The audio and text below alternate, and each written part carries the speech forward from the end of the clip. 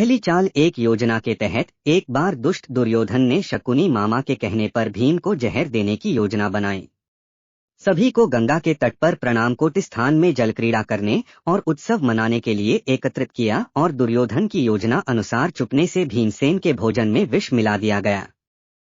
फिर भीम को गंगा के ऊंचे तट से जल में ढकेल दिया गया। अन्य पांडवों को इसका भान भी नहीं होता है। भीम को जल में उनके नाना आर्यक उसे वासुकी नाग के पास ले जाते हैं। वासुकी अपनी विद्या से भीम को जिंदा कर देता है और उसमें सहस्रों हाथियों का बल भर देता है। दूसरी चाल शकुनी की योजना अनुसार पांचों पांडवों को वारणावत भेज दिया जाता है, जहां लाक्षागृह में आग लगाकर पांडवों को जिंदा जलाकर मारने की योजना बनाई गई थी। लेकिन ऐन वक्त पर महात्मा विदुर ने पांडवों को गुप्त संदेश भिजवाया और शकुनी की चाल का खुलासा हुआ।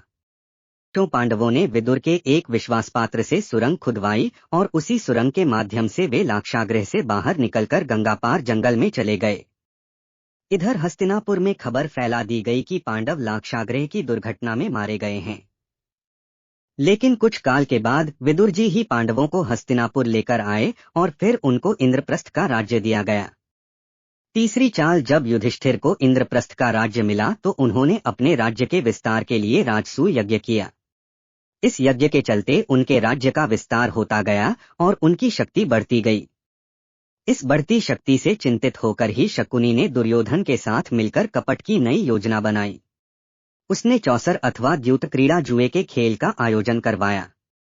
लेकिन पांडव यह नहीं जानते थे कि शकुनी के पासे केवल उसी के इशारे पर चलते हैं।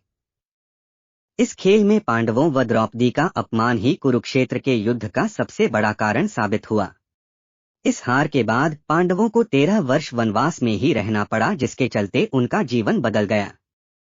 हमारे चैनल को देखने के लिए लाइक एंड सब्सक्राइब करें।